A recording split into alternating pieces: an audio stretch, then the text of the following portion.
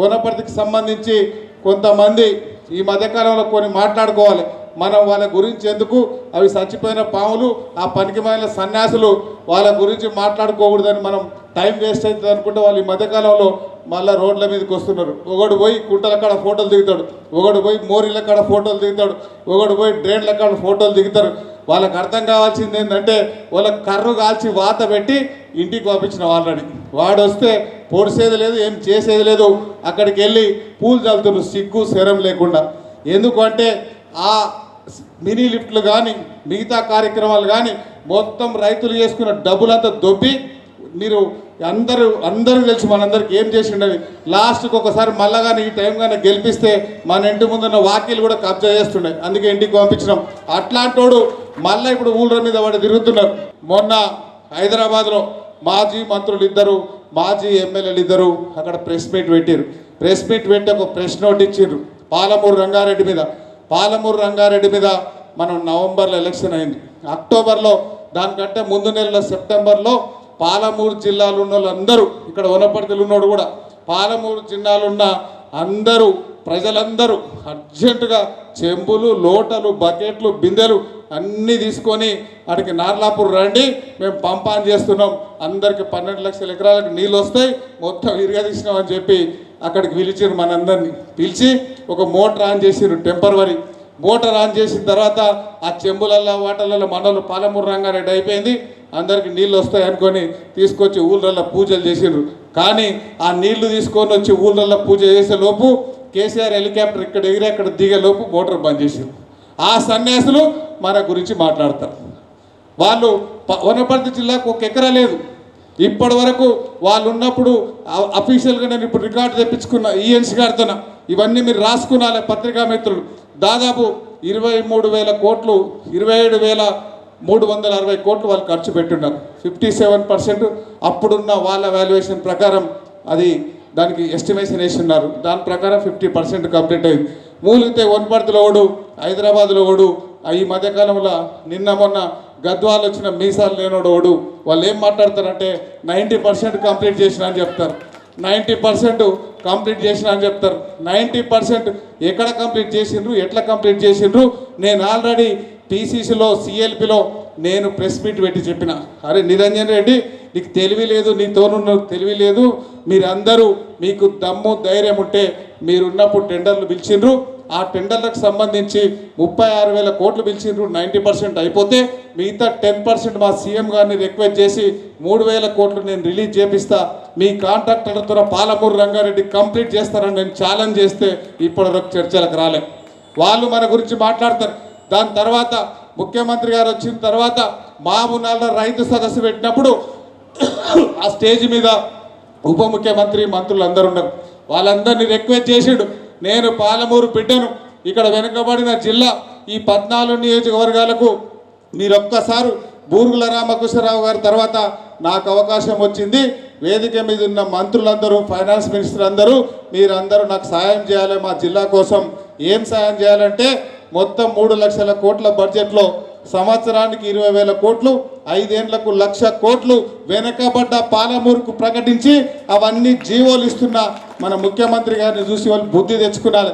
అవన్నీ ఎక్కడ రేవంత్ రెడ్డి గారికి పేరు వస్తుందో, ఎక్కడెక్కడ లోకల్ ఎమ్మెల్యేలకు పేరు వస్తుందో అని వాళ్ళు చేస్తారు. వాళ్ళు ఏం అభివృద్ధి చేసిండ్రో, వాళ్ళు చేసిన భూతద్దం అభివృద్ధి ఏందో నేను చాలాసార్లు చెప్పిన. నేను 22 నెలల ఈ లెక్కలు చెప్పిన జీవో కాపీలు ఉన్నాయి. 9.5 ఏళ్ళు వాళ్ళ అధికారంలో ఉన్నారు. వాళ్ళు లెక్కలకు ఎప్పుడు చెప్పినా రాజీవ్ చౌక్ రమ్మన్నా, అంబేద్కర్ చౌక్ రమ్మన్నా, ఎక్కడ రావడానికి మీరు కబ్జాలు చేసిన పెబ్బేర్ సంతకొచ్చినా, ఇంకెక్కడొచ్చినా, వనపర్తి టెంపుల్కి ముందు ల్యాండ్కి వచ్చినా, ఎక్కడికి రమ్మన్నా అక్కడికి రావడానికి నాకు దమ్ము ధైర్యం అన్నీ ఉన్నాయి. నీకు దమ్ము ధైర్యం సీము నెత్తురు ఉంటే నువ్వు చర్చకు రా, కానీ ఈ ఆడకల మాటలు మాట్లాడొద్దని వాళ్ళకి చెప్తూ, వాళ్ళకి తెలివి తక్కువ దద్దామను వాళ్ళకి చెప్పమని చెప్తున్నా. ఎందుకు చెప్తున్నామంటే ఆ వర్డ్స్, ఆ మాట నేను అనకూడదు. ఇక్కడున్న అమ్మలు నన్ను క్షమించాలి. ఇంకోవాడు వస్తాడు, వాడు మీసాలు లేనివాడు, మన గద్వాల. ఇక్కడ నుంచి నేను ఛాలెంజ్ చేస్తున్నా, మిస్టర్ కేటీఆర్, నీకు మా సీఎం గారికి నీకు సిగ్గు శరం ఉందా?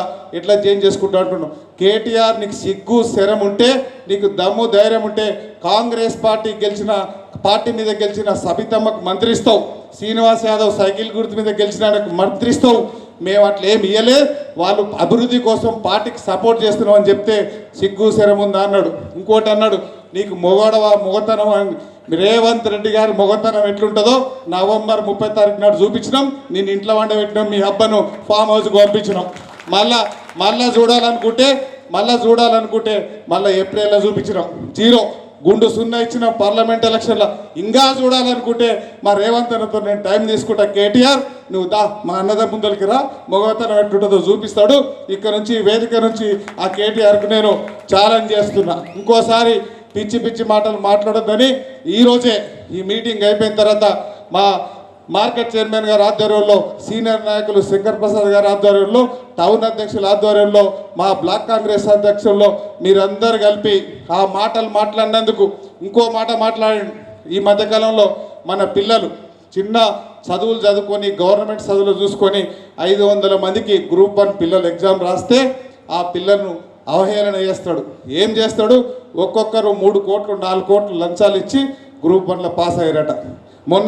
నిన్ననే వాళ్ళ తల్లిదండ్రులు వచ్చి వేదిక మీద మాట్లాడారు, అరే నీకు సిగ్గు శరం లేదా, పాల ప్యాకెట్లు కొనుక్కొని మేము మా పిల్లలు చదువుకుంటే నీ కడుపు ఉబ్బుతుంది, నీ కడుపు మండుతుంది, నీవు మీ నాయన నీ చెల్లి నీ బావ మీ కుటుంబ సభ్యులకే ఉద్యోగాలు ఉంటాయి, గ్రూప్ 1 మాకు వస్తే నీ కడుపు మంట ఏందిరాబాయ్ అని నిన్ను అందరు తిట్టిరు.